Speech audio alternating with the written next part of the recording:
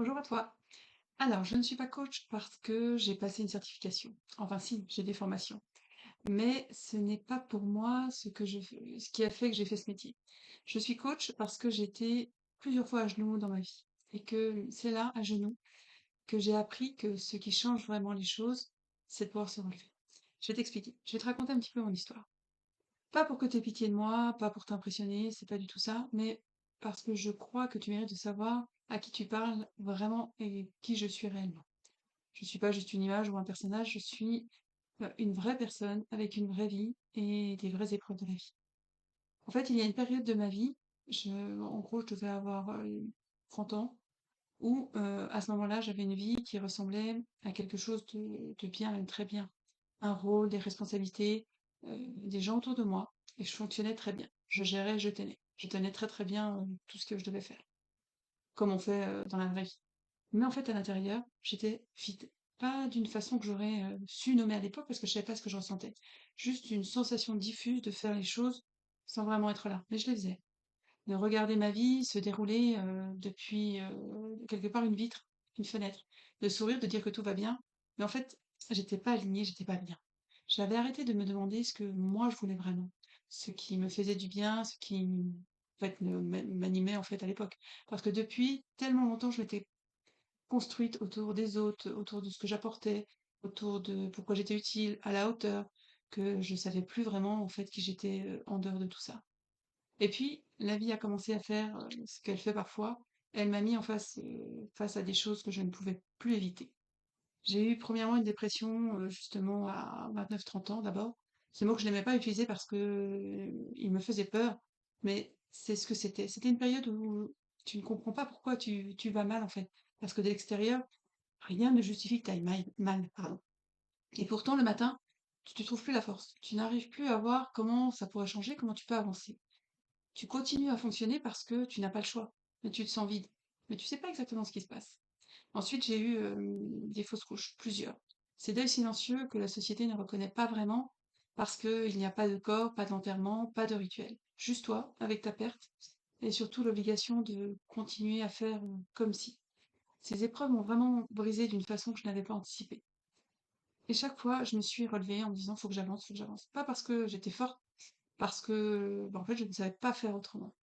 Et ensuite, j'ai eu un cancer, et là, je me souviens vraiment très précisément de ce moment-là. Là, quelque chose a basculé dans ma vie. Je me suis dit, parce qu'en fait, quand ta vie est en jeu, là, les masques tombent. Tu n'as plus l'énergie de prétendre que ça va. Tu n'as plus la force de porter ce que tu portais. Et en fait, tu te retrouves nu, en fait, face à toi-même et face aux autres. Ce que j'ai vu dans ce face-à-face avec moi-même, ce n'était pas un beau au premier regard. J'ai vu une femme qui s'était perdue, qui pleurait, qui, depuis des années, vivait pour être à la hauteur d'eux, pour ne pas décevoir des gens, pour mériter sa place, qui s'était construite en fait entièrement autour du regard des autres et de ce qu'elle apportait aux autres. Et qui, quelque part, en route, j'avais cessé d'exister pour moi-même. J'avais fait quelques thérapies, j'avais lu des dizaines de livres, j'avais beaucoup compris sur moi, mais comprendre ne m'avait pas libérée de ce que je vivais. Je savais pourquoi je fonctionnais comme ça à ce moment-là, mais je continue à fonctionner comme ça quand même parce que je ne savais pas quoi faire.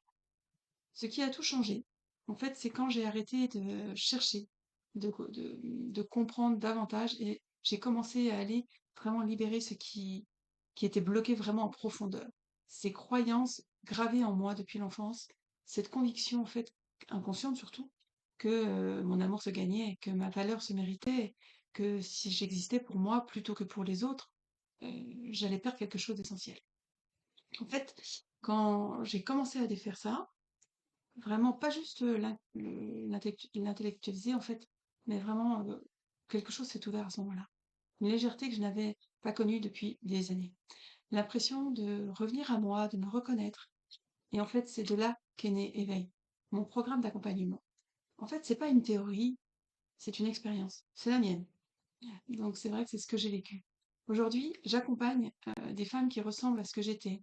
J'étais épuisée, perdue, qui tiennent mais qui sont à bout, qui comprennent leur blocage, qui savent ce qui va pas, mais qui vivent toujours pareil, qui ont l'impression que quelque chose leur échappe, mais ne savent pas quoi en fait. Et on va chercher en fait ensemble ce qui est là en dessous, ce qui est bloqué.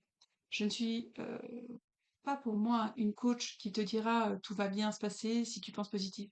Je ne suis pas une coach bisounours. Je suis une femme qui a traversé des choses difficiles et qui s'en est sortie et qui sait maintenant, avec certitude, ce qui change vraiment et comment on peut le changer. Pas ce qui soulage temporairement, pour moi, je vais vraiment à la racine libérer des choses, mais ce qui libère. Si tu veux savoir si mon accompagnement est fait pour toi, euh, regarde la petite. J'ai fait une vidéo sur éveil pour comprendre ce que c'est éveil.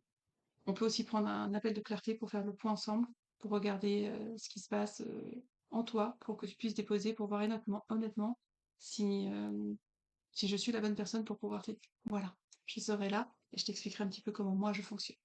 Voilà, je voulais me présenter un peu à toi et te dire qui j'étais.